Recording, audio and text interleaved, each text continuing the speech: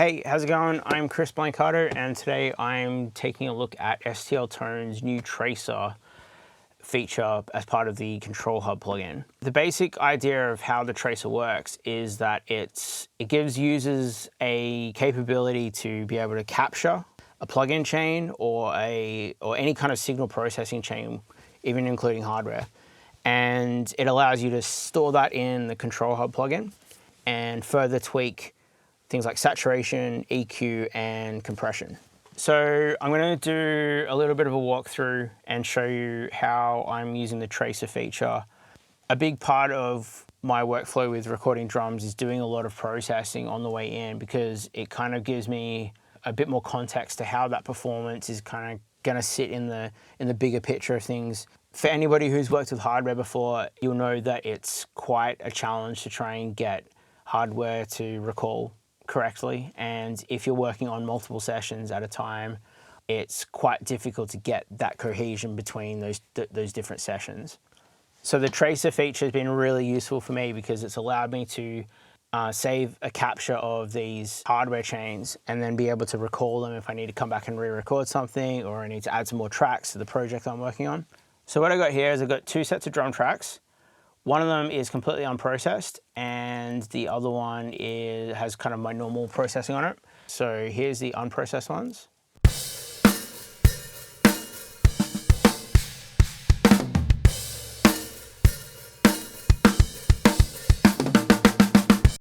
And with processing.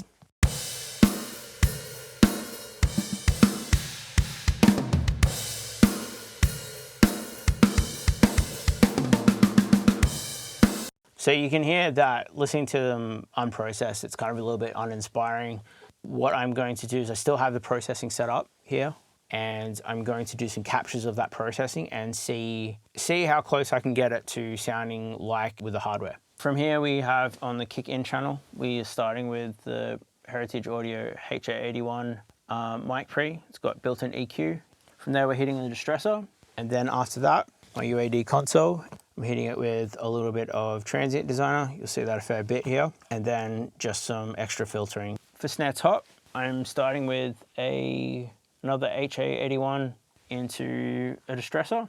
Then we're doing just a little bit of transient designer. Again, just to kind of give it a little bit more smack and a little bit more attack. For toms, I'm using these Electro EQs, which then after that go into more transient designers again. Overheads, I'm running through this HRK EQ, just a little bit of a high shelf and a little bit of a low shelf. Rooms are back here with some SSL EQ, 1176, and some transient designer, kind of bring out a little bit more sustain. So the first things I'm going to do here is I'm going to open up ControlHub, and I'm going to go down to the tracer page here. We're going to be getting complete signal chains. We're going to locate the tracer tone here, and it's going to bring up this window, and I'm just going to simply drag that down onto one of these tracks down here. Now, the way I have it set up here in my Pro Tool session is these red tracks here are simply just going to be a way for me to play the tracer tone here out of my interface and back through the hardware chains, which I have over there in my rack. From there, it's going to come back in and record this tracer tone with the applied processing back on these orange tracks.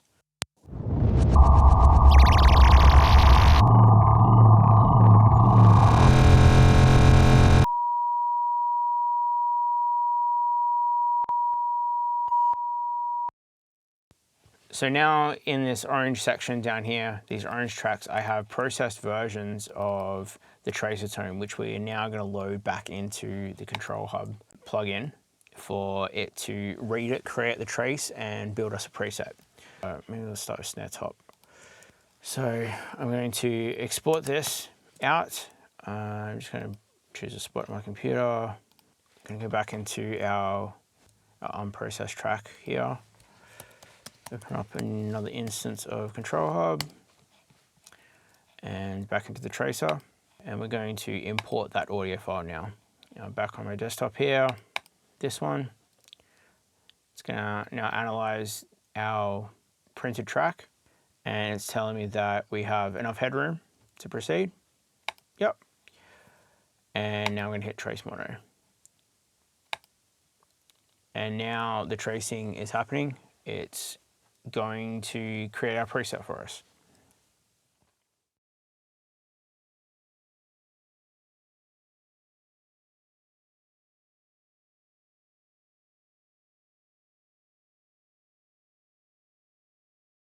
So now we've created a trace. We're going to enter in a bit more information about the things that are going to be a part of this preset.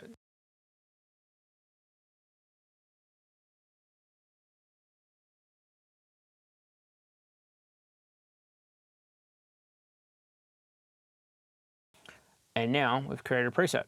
So let's have a listen to it and see how it sounds in comparison to the unprocessed version.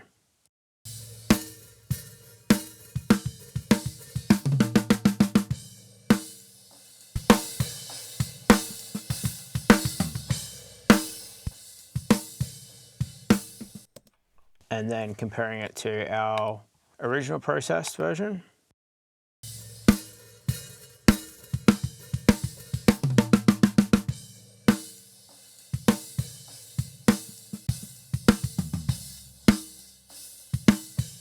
So now we have our preset. We can continue to do further tweaks.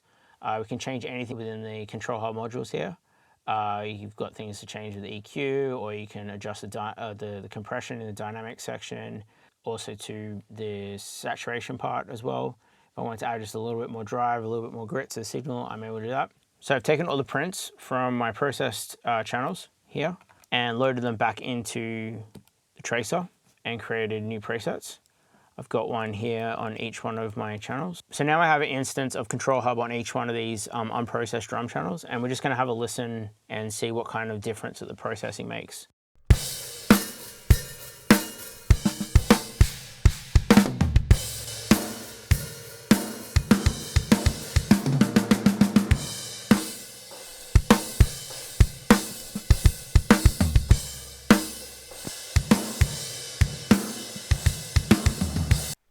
So yeah, you can hear that the trace presets sound phenomenal. They really brought the drums back to life. They sound a lot closer to being fully mixed drums.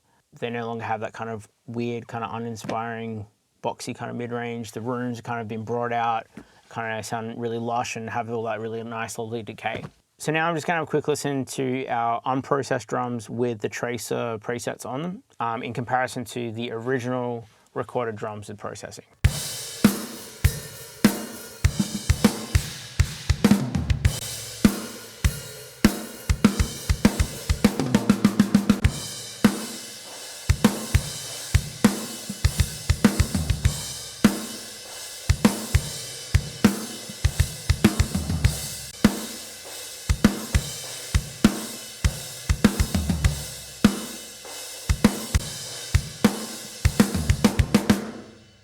So you can already hear how close the tracer presets are sounding to the original recorded processing.